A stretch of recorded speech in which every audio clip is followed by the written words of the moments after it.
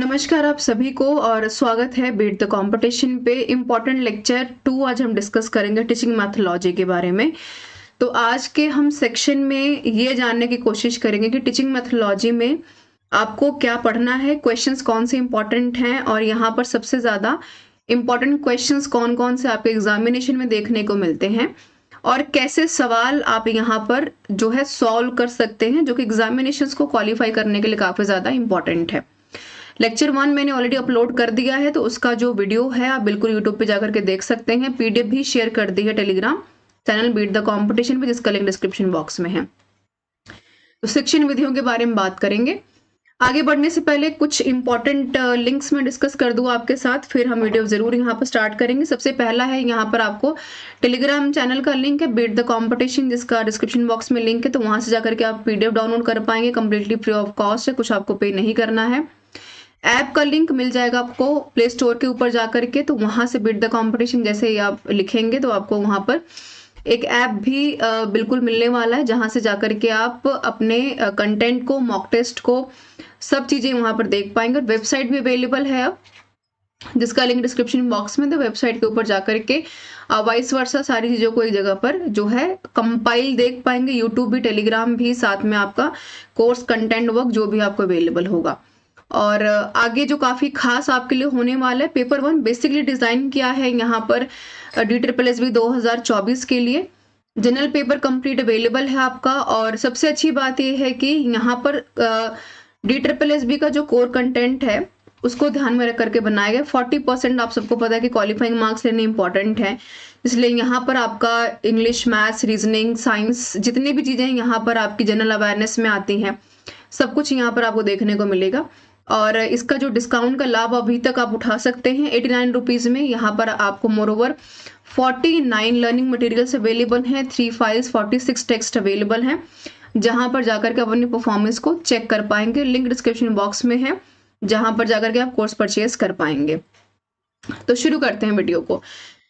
देखिए, सबसे पहले जो आपको एक काफी बेसिक डेफिनेशन पता होनी चाहिए टीचिंग मैथोलॉजी के बारे में, वो है क्या, हम सबसे पहले ये जान लेते हैं। देखिए, टीचिंग और मैथोलॉजी दोनों अलग अलग चीजें हैं, लेकिन दोनों वाइस वर्सा काम करती हैं। यानी अगर आप दोनों को साथ में अगर नहीं देख रहे हैं तो कहीं ना कहीं आप इस चीज को मिस कर रहे हैं कि मेथड कैसे हम यूज करेंगे टीचिंग के टाइम में पढ़ाने के लिए।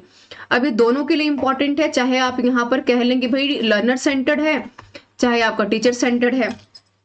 तो यहाँ पर हम कह रहे हैं कि टीचिंग मैथोलॉजी क्या है, एक रेफर करता है क्या, आपकी रणनीति क्या है, आपकी स्ट्रैटेजी क्या है, आपकी टेक्निक क्या है, आप क्या अप्रोच यूज करते हैं, एजुकेटर्स यहाँ पर कैसे फैसिलिटेट करते हैं, और जो सबसे ज्यादा इंपॉर्टेंट पॉइंट है, इंगेज द स्टूडेंट्स, जिसको हम दूसरी भाषा में कहते हैं लर्निंग सेंटर्ड।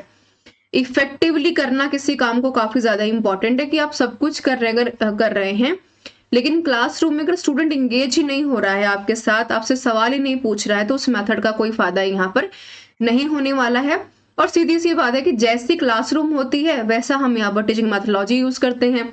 उदाहरण के तौर पर जो मदर टीचर्स होती हैं, स्टोरी टेलिंग का यहाँ पर या फिर पिक्चर्स दिखा करके किसी भी तरीके से यहाँ पर बच्चों को एंगेज करती हैं। हायर स्टैंडर्ड्स में लेक्चर मेथड का, डेमोन्स्ट्रेशन मेथड का यहाँ पर प्रयोग किया जाता है।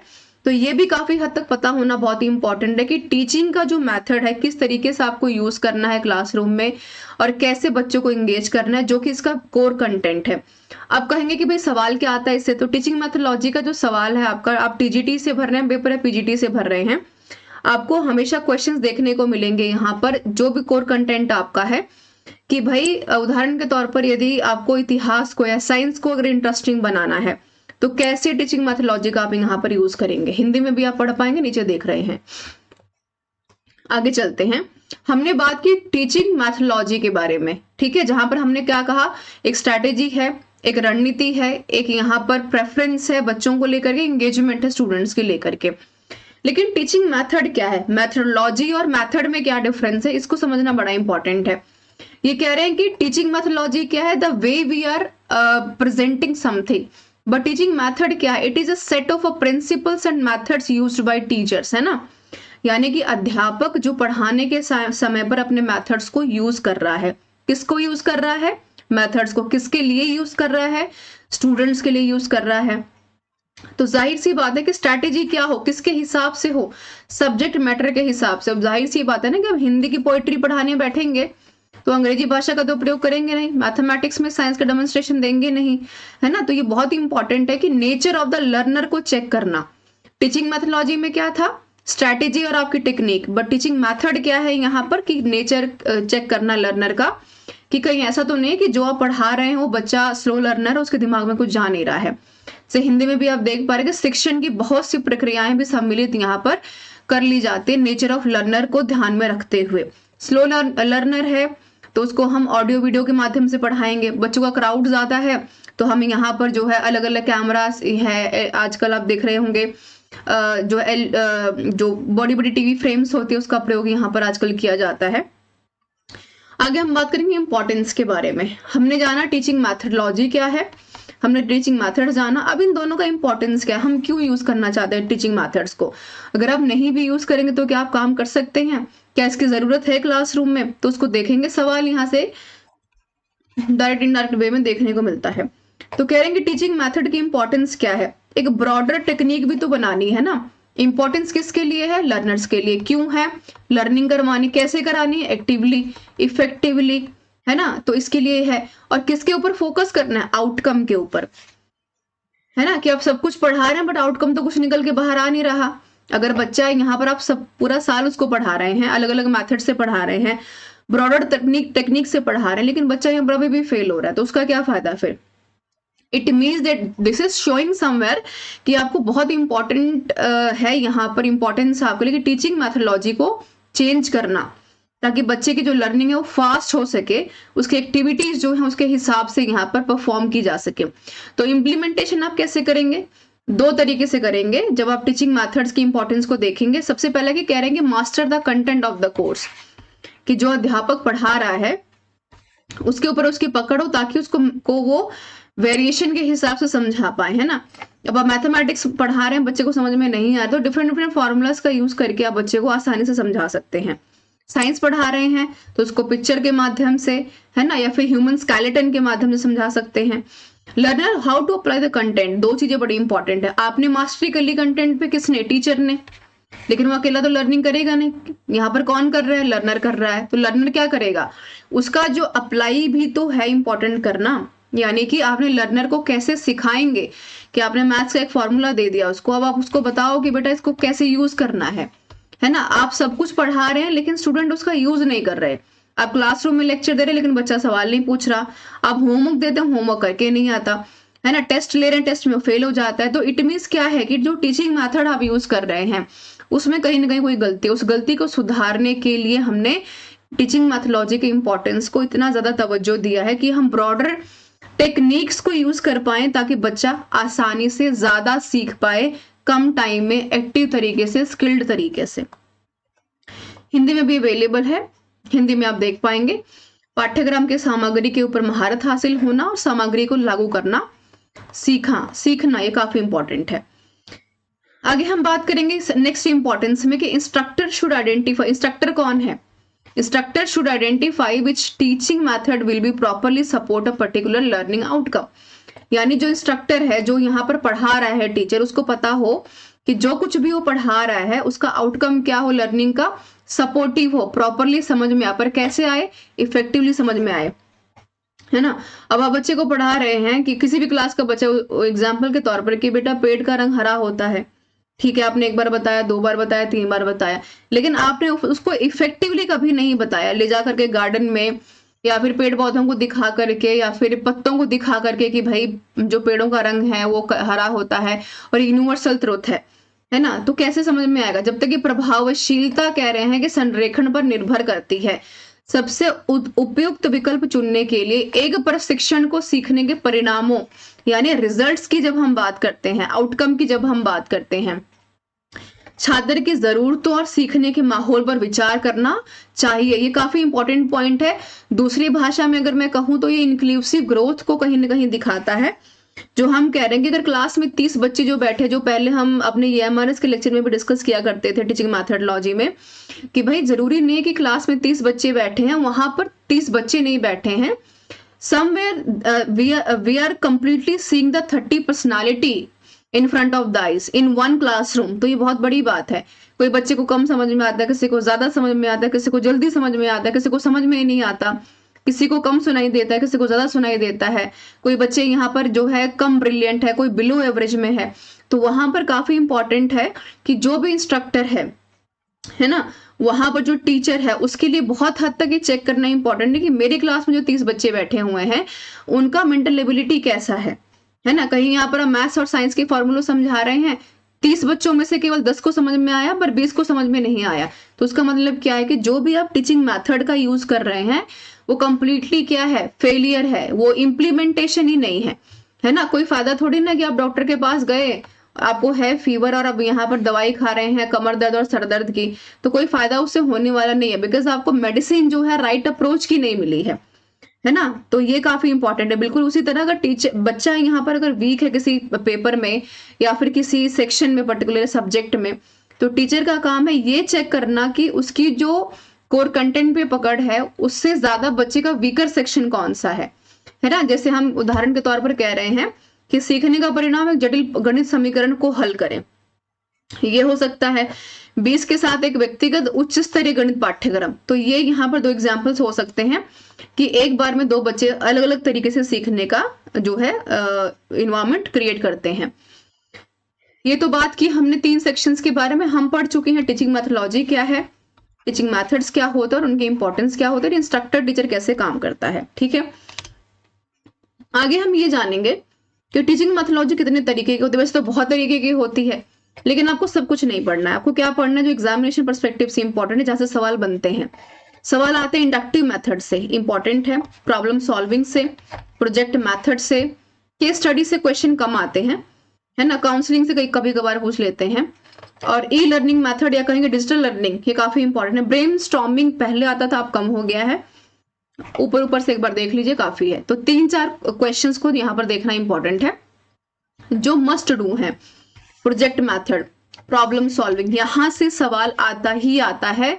और प्रॉब्लम सॉल्विंग और प्रोजेक्ट मेथड कहीं ना कहीं आज के एरा का सबसे इंपॉर्टेंट पार्ट है, क्योंकि अगर आप बच्चे को सिखा नहीं रहे हैं इंटरेस्टिंग तरीके से, प्रॉब्लम सॉल्व नहीं कर रहे हैं, इट मीन्स कि टीचर का जो टीचिंग मैथोलॉजी है वो कहीं ना कहीं फेलियर होता हुआ यहाँ पर दिख रहा है ना। तो पॉजिटिविटी इंपॉर्टेंट है कि नहीं है यहाँ पर। और ये आपकी इंपॉर्टेंट लिंक्स जो कि आप देख पा रहे हैं टेलीग्राम चैनल, यहाँ से आपको टीचिंग मैथोलॉजी और अवार्ड्स एंड ऑनर्स जो मैंने करवा दिया लेक्चर 1, उसके सारे पीडीएफ अवेलेबल हैं। इसके अलावा सारी इन्फॉर्मेशन भी आपको यहाँ पर मिल जाएगी। ऐप के माध्यम से आप प्ले स्टोर पर जाकर के ऐप डाउनलोड कर पाएंगे, वेबसाइट के माध्यम से सब कुछ एक जगह पर देख पाएंगे। और ये आपका पेपर है 1 DSSB को ध्यान में रख करके बनाया गया है।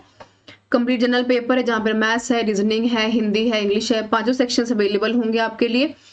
1 साल की वैलिडिटी है। 49 यहाँ पर टेस्ट अवेलेबल है, 46 टेस्ट में 3 फाइल्स अवेलेबल है, जहां पर आप कोर कंटेंट और साथ में टेस्ट सीरीज को, मॉक टेस्ट को देख पाएंगे। और आने वाले टाइम में और भी कोर कंटेंट यहाँ पर एड ऑन होंगे, उसके लिए आपको एक्स्ट्रा पे करने की आवश्यकता यहाँ पर नहीं रहेगी। लिंक डिस्क्रिप्शन बॉक्स में है। चलिए तो शुरू करते हैं। टीचिंग मैथोलॉजी में सबसे पहले हम देखेंगे लेक्चर मेथड को लेकर के, है ना। कमेंट करके मुझे बताइए कि लेक्चर मेथड आपको कितना इंटरेस्टिंग लगता है। डिस्क्रिप्शन सबसे पहले हम पढ़ेंगे, फिर हम पढ़ेंगे कि इसका यूज क्या है। और आपको अच्छी बात यह है कि दोनों ही भाषाओं में लेक्चर्स यहाँ पर अवेलेबल हैं। थोड़ा सा मैं अपनी इमेज कर लेती हूँ यहाँ पर छोटी, ताकि आपको यहाँ पर ज्यादा समस्या ना हो पढ़ने और देखने में।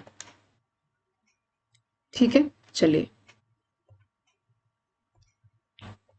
ताकि कई बच्चे स्क्रीनशॉट लेते हैं तो उनको दिक्कत आती है स्क्रीनशॉट लेने में। ठीक है जी, कह रहे हैं कि डिस्क्रिप्शन क्या है, लेक्चर मेथड है क्या, लेक्चर देना, है ना। तो लेक्चर कैसे दे, इमेज आप देख पा रहे हैं कि एक टीचर क्लास में खड़ा है, मैक्सिमम बच्चों को लेक्चर दे रहा है। The teacher presents information to the class and the student listen and take notes. ये सवाल डायरेक्टली आता है कि इंफॉर्मेशन डायरेक्टली किस में दी जाती है, तो लेक्चर मेथड में दी जाती है। स्टार मार्क कर रहे हैं। अब इसका यूज क्या है, जहां पर आप लेक्चर मैं दे रही हूँ और आप सुन रहे हैं और आप नोट्स बना रहे हैं, यूज क्या है, ये वहां पर यूज करता है जहां पर आपका डिलीवरी क्या है, लार्ज अमाउंट ऑफ कंटेंट पे हो, कि आपको भैया आधा घंटा, पौना घंटा, 1 घंटा बोलना है, तो आप बोल रहे हैं और बच्चे सुन रहे हैं। ठीक है, तो ये है लेक्चर मेथड। पर ध्यान में क्या है, ये इफेक्टिवली काम नहीं करता, ये सिर्फ एक तरफा काम करेगा, बिकॉज क्वेश्चनिंग नहीं है दूसरी तरफ। नेक्स्ट करेंगे डिस्कशन बेस्ड लर्निंग है, यानी कि डिस्कस कर रहे हैं एक दूसरे से, है ना। तो डिस्कशन बेस्ड लर्निंग क्या अच्छी लर्निंग है। डिस्क्रिप्शन क्या है, ये बच्चों को इनकरेज करता है किसके लिए, पार्टिसिपेशन के लिए। तो सवाल अगर आए कि भाई पार्टिसिपेशन सबसे ज्यादा कहाँ होता है, तो डिस्कशन में होता है। अब मैंने यहाँ पर सवाल रख दिया कि भाई बताइए कि अयोध्या में जो राम मंदिर बना है उसको लेकर के आपके क्या क्या विचार हैं। तो आप अपने अपने विचारों को दे सकते हैं, आइडियाज को शेयर कर सकते हैं, सवालों को पूछ सकते हैं, है ना। यूज क्या है इसका, यूज है कि क्रिटिकल थिंकिंग, यानी क्वेश्चंस को पूछना, उनका जवाब देना, उनके साथ जो है अपने सवालों को रखना, ये कम्युनिकेशन स्किल्स को दिखाता है। आपके कोलैबोरेटिव लर्निंग को दिखाता है कि आप कितने ज्यादा कोलैबोरेटिव कलेक्टिव लर्निंग के ऊपर काम करते हैं, है ना, जो काफी क्रिएटिव है और काफी अच्छी चीज यहाँ पर मानी जाती है और आजकल प्रमोट भी किया जाता है।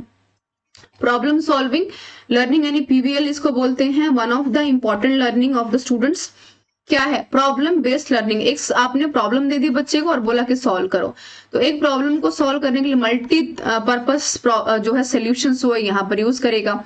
तो क्या रियल वर्ल्ड प्रॉब्लम्स हो सकती है, जैसे होता है इकोनॉमिक्स में होता है कि हम बच्चों को बोल देते हैं 11th में 10th में कि भाई आपको एक यहाँ पर प्रॉब्लम दी गई है कि महंगाई क्यों बढ़ रही है, तो यहाँ पर कुछ डेटा को दर्ज कीजिए।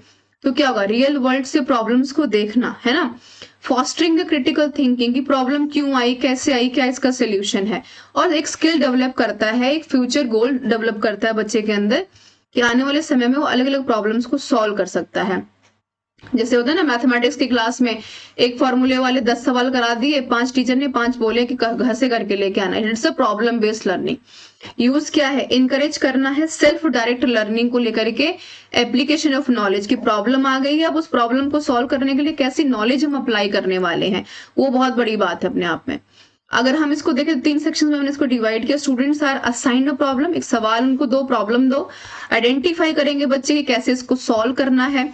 जब सॉल्व करेंगे तो क्या करेंगे, अपना जो है नॉलेज अप्लाई करेंगे, क्रिटिकल थिंकिंग अप्लाई करेंगे, एनालिटिकल थिंकिंग अप्लाई करेंगे, ठीक है। प्रेजेंट वर्ल्ड से खुद को जोड़ेंगे, डेटा का यूज करेंगे, मोबाइल फोन में इंटरनेट का यूज करेंगे और उसके बाद अपना जो भी सोल्यूशन यहाँ पर निकला है प्रॉब्लम को लेकर के उसको सॉल्व कर देंगे।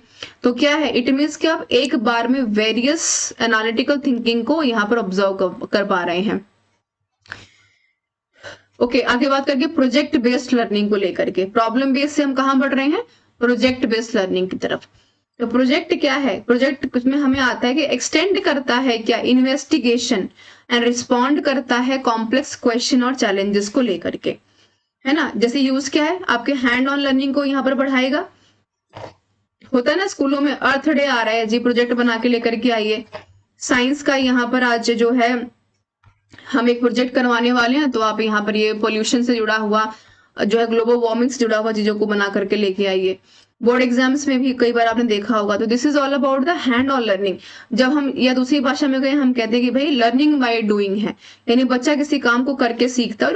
और ये प्रॉब्लम बेस्ड लर्निंग और प्रोजेक्ट बेस्ड लर्निंग हर तरीके से इम्प्लीमेंटेड रहता है, चाहे बच्चा किसी क्लास में, छोटी क्लास में या बड़ी क्लास में है ना, लेकिन दोनों में ही सक्सेसफुली काम करता है। बिकॉज कहीं ना कहीं लर्निंग क्या है, कोलैबोरेटिव हो रही है, एनालिटिकल हो रही है, एनालिसिस पे ध्यान दिया जा रहा है, नॉलेज का एप्लीकेशन किया जा रहा है।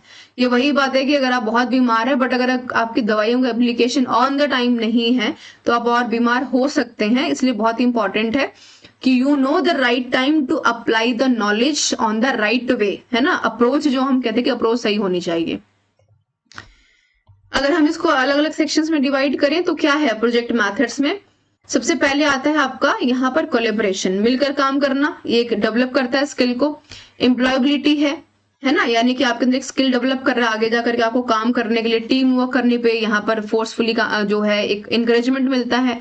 कम्युनिटी पार्टिसिपेशन है कि आप सिर्फ ये नहीं समझे कि आप इकलौते जो इसके लिए काम कर रहे हैं। फीडबैक रिवीजन बहुत इंपॉर्टेंट है। जरूरी नहीं कि जो प्रोजेक्ट आपने बना दी वो सही हो, उसमें प्रॉब्लम्स गलतियां भी हो सकती हैं।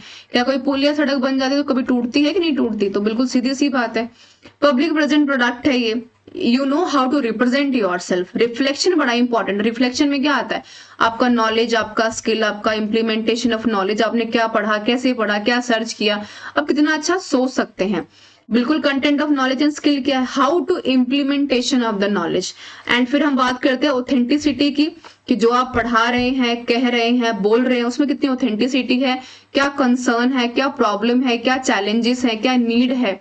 एंड फिर अब इंक्वायरी की बात करते हैं। फिर क्या स्टूडेंट वॉइस एंड चॉइस, यानी कि आपकी वॉइस और आपकी चॉइस है कि कैसे आपको कलेक्ट करनी है चीजें, है ना। It depends on your knowledge and implementation of knowledge, ये सब चलता है। Flipped classroom, one of the favourite question of any of the examinary body of teachings. Flipped classroom क्या है, या फिर कहेंगे क्लासिकल क्लासरूम क्या है, सवाल बहुत बार यहाँ से पूछा जाता है। तो फ्लिप्ड क्लासरूम क्या है, ये कहता है कि भाई होम थ्रू वीडियोज और readings, use class time for discussion and activities, use fosters active learning and provides more personalised instructions. ये काफी इंपॉर्टेंट, यानी एक्टिव लर्निंग को बढ़ावा देता है, जहां पर आप ऑडियो का, वीडियो का, डिस्कशंस का, डिबेट का, डिक्लेमेशन का, प्ले जो है रोल प्लेइंग नेचर का यहाँ पर यूज करते हैं। यानी कि कुछ होती हैं एक्टिविटी बेस्ड चीजें, यानी कि ट्रेडिशनल और फ्लिपकार्ट में सवाल बहुत बार आते हैं, यूजीसी नेट में भी बहुत बार पूछा जाता है ये सवाल। ट्रेडिशनल क्या है, गुरुकुल वाला सिस्टम था, है ना, कि टीचर क्लास में उसने बताया, बोला, चला गया, बच्चा खुद जो है सरवाइव कर रहा है, स्ट्रगल कर रहा है। बट फ्लिप्ड क्या है, फ्लिप बिल्कुल उल्टा है इसका, कि आप लेक्चर तो देख रहे हैं, है ना, टीवी के माध्यम से, फोन के माध्यम से, और साथ में क्लासरूम एक्टिविटी भी कर पा रहे हैं। यानी कि एक्टिविटी क्या है, वो हाई ऑन द रीच है, हाई ऑन द पीक है। कोऑपरेटिव लर्निंग हमने इस पॉइंट्स में डिस्कस किया। कोऑपरेटिव से क्लियर है, जहां पर आप कोऑपरेटिव लर्निंग करना सीखते हैं, ग्रुप लर्निंग कहें, है ना, होता है ना, जीडी एक शब्द हम यूज करते हैं, ग्रुप डिस्कशंस, ग्रुप जो है टीम वर्क बोलते हैं, या कहें प्रोजेक्ट टीम वर्क बोला जाता है, कम्युनिकेशन, कॉमन गोल्स की बात करें, ये सारी कोऑपरेटिव लर्निंग में आते हैं। तो सोशल स्किल्स क्या है, बिल्कुल सोसाइटी में रहे, जैसे लोग एनजीओ चलाते हैं, है ना, तो वहां पर क्या कोऑपरेटिव लर्निंग है ना। स्वच्छता अभियान क्या है, कोऑपरेटिव लर्निंग है, राइट। तो this is all about the cooperative learning. Collaboration सिखाते हैं, सेंस ऑफ रिस्पॉन्सिबिलिटी का एक यहाँ पर बहुत अच्छा एक स्किल डेवलप कर पाते हैं, जो बहुत अच्छी बात है। और सेंस ऑफ रिस्पॉन्सिबिलिटी यहाँ पर काम नहीं आती, आपको हमेशा काम आती है। तो टीम वर्क में रह करके आप हर चीज सीखते हैं, how to talk, how to behave, where to stop, where to talk, है ना, तो काफी इंपॉर्टेंट हो जाता है, ये आप देख पा रहे होंगे। तो पॉजिटिव इंडिपेंडेंस तो है ही, है ना, जहां पर बच्चे शेयर कर रहे हैं लर्निंग ऑब्जेक्टिव्स को। अगर मैं कहूँ कि ग्लोबल वार्मिंग बहुत बढ़ रही है, चलो ग्रुप डिस्कशंस कर लेते हैं, तो कोऑपरेटिव लर्निंग क्या, पॉजिटिव इंटरडिपेंडेंस में आप अपनी बातों को रख सकते हैं कि भाई ये ऑब्जेक्टिव्स हैं हमारे, इनको हमने अचीव करना है, ये हमारी प्रॉब्लम्स हैं। इंडिविजुअल अकाउंटेबिलिटी को भी दिखाता है कि भाई ग्रुप में जो बच्चा बैठा है वो कितना ज्यादा जो है बेस्ट वर्क कर पा रहा है, कितनी अच्छे आइडियाज उसके पास हैं। कई बार होता है ना, कोई ग्रुप में एक ऐसा आदमी रहता है जो कि अपने आइडियाज को बहुत अच्छे से यहाँ पर बता पाता है।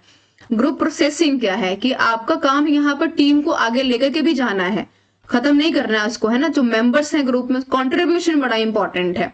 कैसे कॉन्ट्रीब्यूशन इंपॉर्टेंट है, इफेक्टिव तरीके से। इंटरपर्सनल है ना, धारे इंटरपर्सनल है, इंट्रापर्सनल नहीं है। इंट्रापर्सनल क्या होता है, इंट्रापर्सनल होता है जब आप खुद के साथ ही जो है शीशे के सामने खड़े होकर बात करते हैं, intrapersonal. But what is interpersonal, when you talk with the people, when you talk to the society, when you talk to the group, है ना, when you sitting around in the people, और उसके बाद फिर अपनी पॉइंट्स को रखते हैं, आपका काम क्या है, आपका ट्रस्ट क्या है, रिजॉल्व कैसे करते हैं, कंस्ट्रक्टिव नेचर है कि नहीं है, कॉमन गोल्स क्या है, ग्लोबल वार्मिंग खत्म हो रही है तो कैसे आप लोगों को जागरूक कर सकते हैं। Intrapersonal, when you talk face to face, है ना, जैसे अभी हम बात कर रहे हैं। प्रमोटिव इंटरेक्शंस क्या है, प्रमोटिव इंटरेक्शंस जैसे डेफिनेशन से क्लियर है कि प्रमोट करना किसी चीज को। Students assist and interact with each other, how to solve the problem. जब आप किसी चीज को प्रमोट ही नहीं करेंगे, असिस्ट ही नहीं कर रहे हैं, आपको लेना देना ही नहीं कि भाई चलो ठीक है टीम में आ गए काम कर लेंगे तो ठीक है, वरना कोई बात नहीं, है ना। वो है कि जैसे चले गए भाई भंडारे में और लंगर में खाना मिल गया तो ठीक है, वरना कोई बात नहीं, तो वो वाला सिनेरियो नहीं है। Promotive interaction is basically students assist, है ना, interact with each other to solve the problem. Team में 5 लोग बैठे हैं, है ना, आप बोल ही नहीं रहे हैं, है ना, 3 लोग बोलते हैं, 2 लोग बोलते ही नहीं है, तो it is very important to talk with the people, ताकि प्रॉब्लम को प्रमोट करें। प्रमोट करोगे तो क्या होगा, आइडियाज डेवलप होंगे, आइडियाज का क्या निकलेगा, सोल्यूशन निकलेगा, सोल्यूशन का नॉलेज निकलेगा, नॉलेज का इम्प्लीमेंटेशन निकलेगा, प्रॉब्लम सॉल्व हो जाएगी। बट प्रमोट करना इंपॉर्टेंट है कोऑपरेटिव लर्निंग में। ओके, इंक्वायरी बेस्ड लर्निंग बहुत इंपॉर्टेंट है, सवाल हमेशा आता है। डिस्क्रिप्शन क्या है, कह रहे हैं कि एक्सप्लोर करना है टॉपिक्स को, इंक्वायरी बेस्ड लर्निंग। अब आप यहाँ पर सवाल ये पूछ सकते, प्रोजेक्ट में और इंक्वायरी में क्या डिफरेंस है।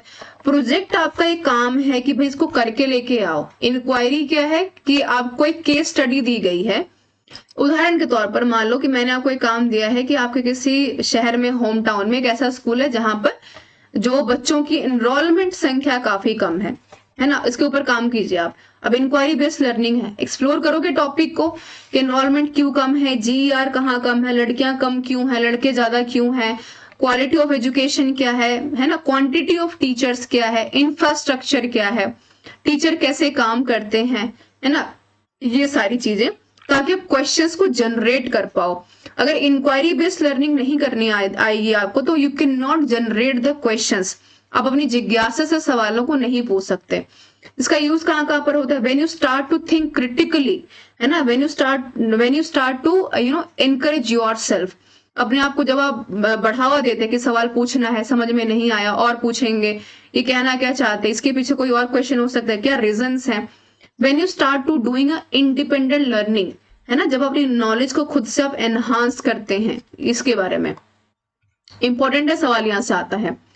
जैसे आप देखेंगे डेफिनेशन इंक्वायरी बेस्ड लर्निंग के देखें तो कहते हैं कि भाई approach, cause of question, investigation, knowledge satisfy करना, आपकी फैक्ट्स क्या है, construction of knowledge and hand on explorations, खुद से करके किसी काम को सीखना। ये नहीं कि आपको इंक्वायरी करने को बोला तो आपने किसी थर्ड पर्सन को दे दिया कि भाई तुम ही करके आ जाना, तो ठीक है हम तो जाएंगे नहीं, तो क्या होगा, वो चला तो जाएगा बट स्किप क्या होगा, your construction, your knowledge, your facts, your learning, your investigation of क्या है, application and implementation of knowledge. And phase क्या है, प्लानिटरी एक्सप्लोरेशन इसको बोला जाता है ना। जैसे आपको एक मॉडल देते सोलर सिस्टम का तो इसके ऊपर काम करना, लोकल इकोसिस्टम स्टडी के ऊपर काम करना, जहां पर आप सवाल पूछे बायोडाइवर्सिटी क्या है, स्पीसीज क्या है, नेचर क्या है, हैबिटाट क्या है, ये सारी चीजें। डायरेक्ट इंस्ट्रक्शंस क्या कह रही हैं भाई? डायरेक्ट इंस्ट्रक्शंस कह रही हैं when you instruct something directly, है ना, जब आप यहाँ पर दृष्टि अपना शिक्षण केंद्रित, यानी क्या है, ये कंप्लीटली टीचर सेंटर्ड, डायरेक्शन तो कोई देगा नहीं, बच्चा तो देगा नहीं, टीचर ही देगा।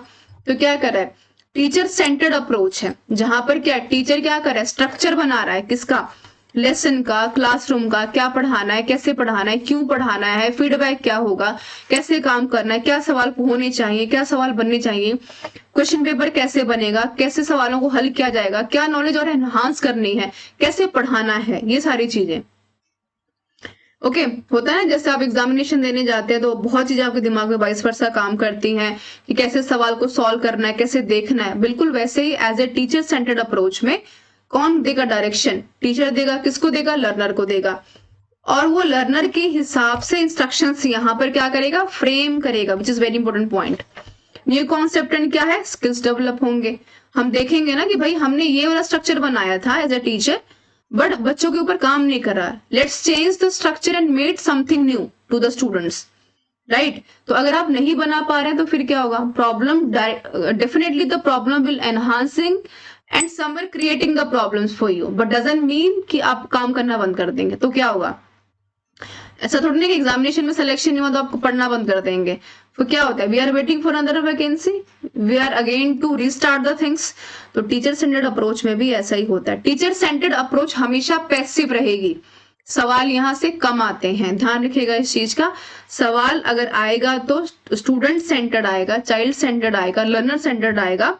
काम कौन करेगा, टीचर सेंटर्ड होगा, बट कैसे इम्पैक्ट करेगा सवाल उसके ऊपर बनेगा। ओके जी, आप देख पा रहे हो इंट्रोडक्शन है, रिव्यू है, डेवलपमेंट है, गाइडेंस प्रैक्टिस है, क्लोजर है, देन इवैल्यूएशन है ना। क्योंकि अगर आप सब कर रहे हो और इवैल्यूएट ही नहीं कर रहे तो कि फिर क्या फायदा। सोक्रेटिक मेथड है ना, सुकरात का या सॉक्रेट का नाम सबने सुना है, बहुत फेमस है कि किस तरीके से उसने एथिकली और मॉरली चीजों को जो है सर्च किया। और हम यहाँ पर सॉक्रेट को analytical and logical reasoning skills के लिए जानते हैं, तो ये काफी इंपॉर्टेंट है। तो क्यों ये जरूरी है, क्योंकि यहाँ पर ओपन एंडेड क्वेश्चंस होते हैं, है ना, कि आपसे यहाँ पर सवाल पूछे जाएंगे और क्रिटिकली सोच करके जवाब देना है। डिस्कवरी मेथड आंसर यहाँ पर हम यूज करते हैं, जो काफी ज्यादा इंटरेस्टिंग माना जाता है, जहां पर आपका लॉजिक, आपका स्किल, आपके एनालिटिकल थिंकिंग, ये सारी चीजें काम करती हैं, इनकरेज करती हैं, आपको सोचने पे मजबूर करती हैं, है ना। आप सब कुछ कर रहे हैं, पढ़ रहे हैं, बट आप सोचने पे मजबूर नहीं हो रहे हैं, है ना। तो ये काफी अपने आप में क्वेश्चन मार्क है बहुत बड़ा। टेक्नोलॉजी इनहांस लर्निंग क्या है, बहुत इंपॉर्टेंट है, सवाल यहाँ से बिल्कुल आएगा। अब डिजिटलाइजेशन लर्निंग कह ले, ई लर्निंग कह ले, टेक्नोलॉजिकल एनहांसमेंट लर्निंग कह ले, मतलब जहां पर आप टूल्स का मैक्सिमम यूज करते हैं, किताबों से बाहर निकलना, when you start to use the smart board, white board, audio, video, है ना, बाहर दिखाने के लिए चीजों को लेकर के जा रहे हैं, ऑनलाइन रिसोर्सेज का यूज कर रहे हैं, एजुकेशनल एप्स का यूज कर रहे हैं, बच्चों को सिखा रहे हैं कि how to use the computer, how to use the mouse, Microsoft क्या है, सॉफ्टवेयर क्या है, हार्डवेयर क्या है, कैमरा कैसे काम करता है, स्मार्ट पेन कैसे यूज करता है, ये सारी चीजें।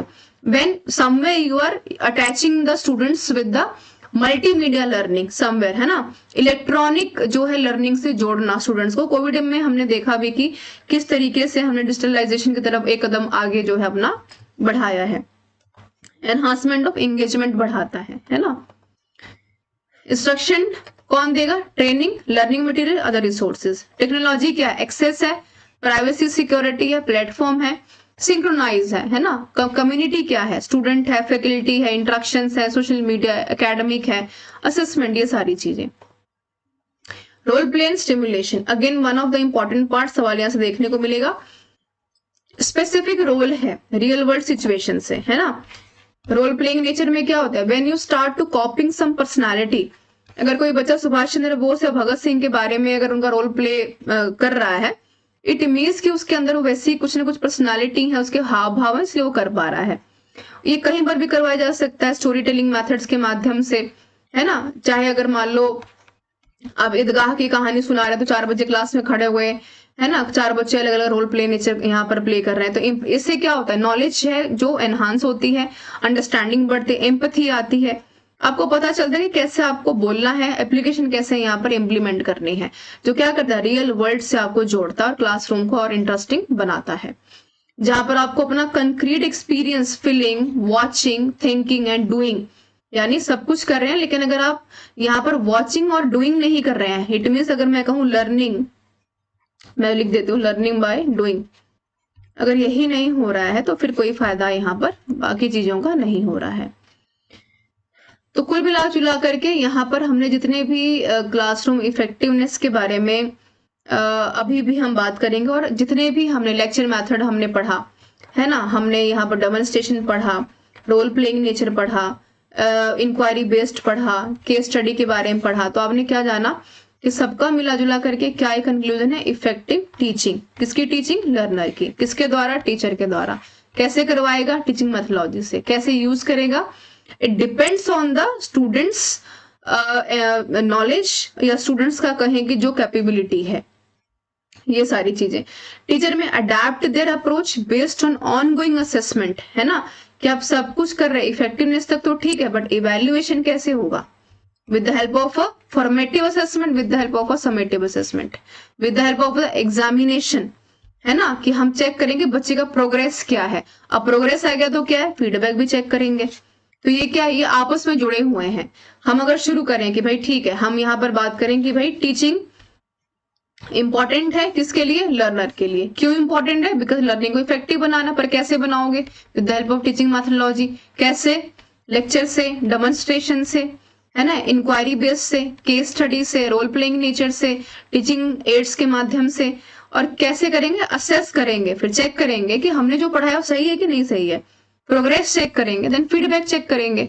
अगर फीडबैक नहीं सही आता है तो फिर उसको दोबारा से इम्प्लीमेंटेशन करेंगे, जो भी हमने नए मेथड्स बनाए हैं।